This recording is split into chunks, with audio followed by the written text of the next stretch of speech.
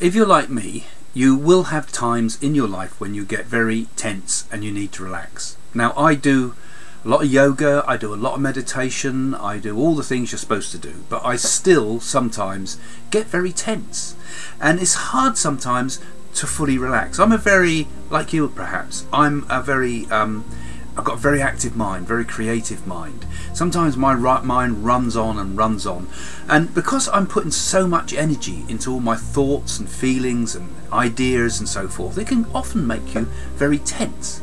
So we need sometimes to find ways to quickly learn to relax, to turn off the mind sometimes. Because the problem with most people when you get tense is you kind of get in these mind loops. You know, the mind's full of energy and it's kind of running round in circles, and you find yourself coming back to the same spot you were before in a loop of mind, and round and round and round and back again to the same place over and over again. And it can become very, very frustrating, because basically you're wasting energy through the day. Energy's being wasted. A lot of people also overthink things. You know, you start worrying about something, for example, and you just think and put more thinking on top of it, and really you're getting nowhere whatsoever. Yet if you were relaxed, the answer will probably just pop into your head for all your worries out of nowhere. So how do we relax? Well, if you're in an environment where there's very little opportunity to sort of lay down and have a sleep or something, then there's little things you can do.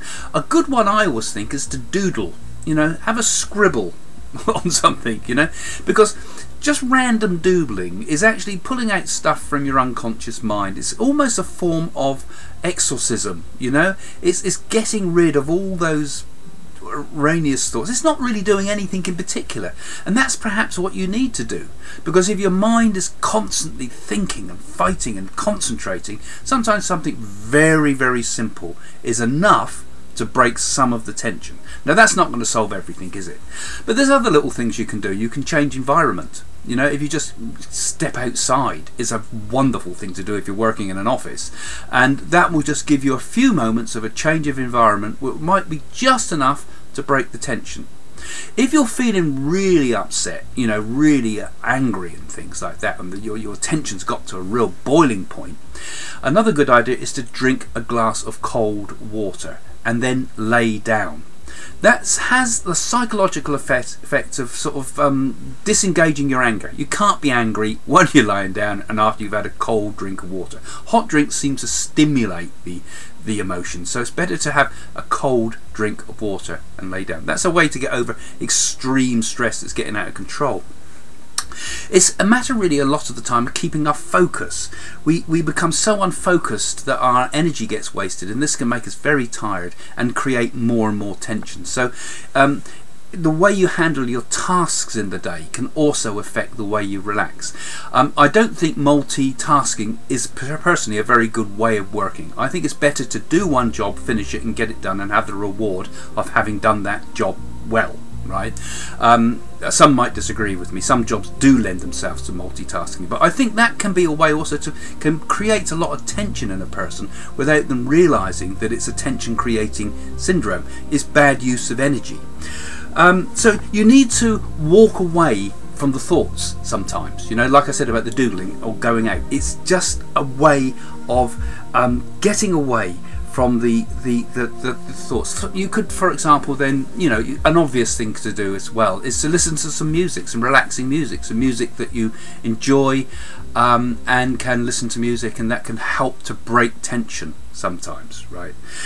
So those are some of the sort of the things you can do in your normal life. But in yoga and in the work I do with my yogic work, there's a lot of things that can really get to the root of bad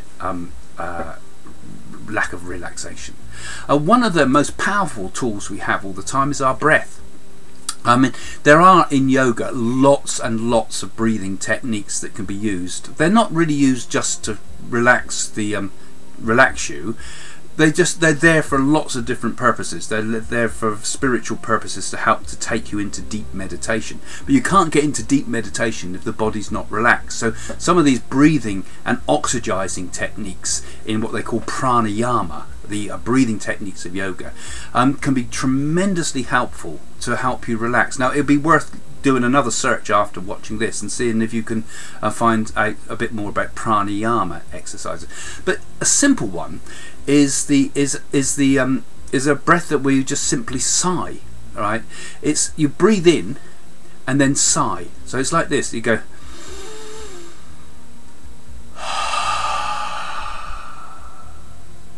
That is actually a yogic breath, but if you can do that breath, that sigh will actually make you relax. If you, as you're breathing out, if you just relax with it, it's amazing how really quickly it will make you relaxed. Just breathe in fully.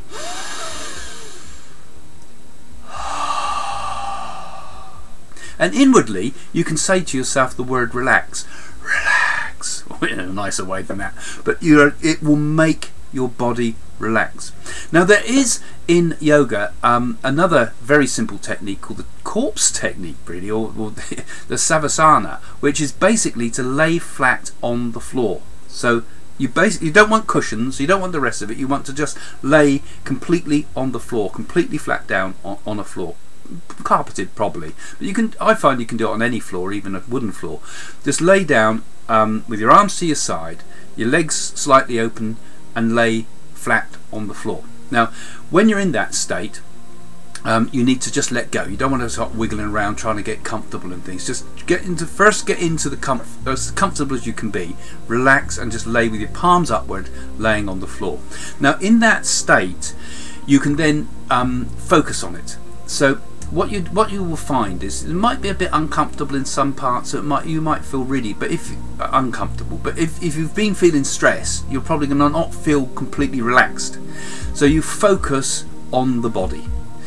In fact, what you're going to do is in a lot of the things I've talked about for meditation and things, I've talked about the importance of concentration and moving the thought and focusing on the thought and things. But in this case, the way to do it is to let go of all thoughts, let go of all focus and all concentration.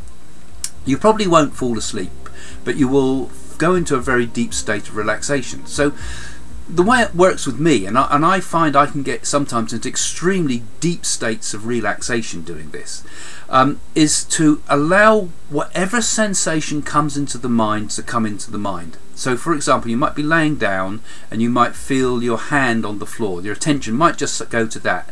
So put your full attention wherever the attention comes from. So if you feel a sensation from your hand, for example, full attention on it. And then you physically might notice your breathing. Okay, full attention on the breathing. And then you might feel your feet, full attention on the feet. So whatever comes into the attention, put your complete attention on it. But don't get indulged in it, don't get involved in it. It's as if you look at it, put your full attention on it, and then let it go. Right? So you might start off with bodily sensations, your tummy might gurgle, put your full attention on it, let it gurgle, full attention, then let go, right? And see what next comes, right? So you've opened your mind, what comes next? The next thing might be a feeling, something that's happening to you. You might feel, oh, I feel angry about that driver in front of me that was driving at 10 miles an hour all day. Well, full attention on that feeling, full attention on that thought, then let it go, right? So it'll come in terms of feelings, it'll come in thoughts. Sometimes you might get a bit of tinnitus sometimes, full attention on the tinnitus, then let it go, right? And then sometimes you might get thoughts coming up in your mind. You might suddenly find that you've gone from physical sensations now to more inner mind sensations, and might be getting feelings of a picture might pick up in your mind, so I might see a picture of something unrelated to anything, a picture of my granddad, say. Okay, full attention on it, see the face, full attention, now let it go, right? So whatever comes in, put your full attention on it before you let it go. And the important thing is to treat good and bad sensations exactly the same. So if you see something horrible, treat it exactly the same as if you see something good. You're not going to be pulled by it, you're not going to be reacted to it, you're just observing. You see it, you come, you let go. And I find that by doing that laying down, the body will start to naturally relax because of it, and you're not now tied to those loops I was talking about at the beginning, those loops of awareness, those tricks, those spirals that you tend to get into, those habits of thinking that always having to be engaged and fully thinking about everything. No, you've now inwardly doodling, you're just letting it all happen, you're letting it come, you observe it, you let it go. Alright, now I hope I've explained that well, but you will find that if that starts to happen, I find sometimes in myself that the body naturally goes into a super relaxed state of mind, as if the body has almost been forgotten about. It's because you're letting go all the time, and almost the mind has been forgotten about. In effect, it's a very, very deep form of meditation, which is in the guise of relaxation. So it's a win-win situation. You'll find that afterwards you'll be full of energy. In fact, sometimes I feel my whole skin feels it's like got a coating on it, as if it's become sort of refreshed, like everything is refreshed in your body. Very simple technique, simply laying down, but remember, it's not to get engaged in the thoughts or the sensations. Let them appear, observe them with full intensity as strongly as you can, and then let it go. Alright? And that way you've learned to let go of all stress, you let go of all the things that are in the way of your natural state, and your natural state is of harmony and relaxation. My book, Psychic School, will show you how to become a psychic or a medium. Over the years, I have demonstrated mediumship, confounded skeptics with the accuracy of my readings, and taught students how to unlock their latent psychic powers. For BBC Television, my real-world Psychic School classes were filmed over a year and made into a major 3-part documentary. Now I show you how to recognise and harness your own psychic powers. In fact, these forces may already be at work in your own life through gut feelings, dreams and perceptions. All you need to do is understand how to recognise and channel your abilities. I will show you how to set up a circle that can take you from fledgling psychic to professional medium. Learn about clairvoyance, meditation, spirit guides, aura reading, inspirational speaking, psychic mediumship and other age-old techniques.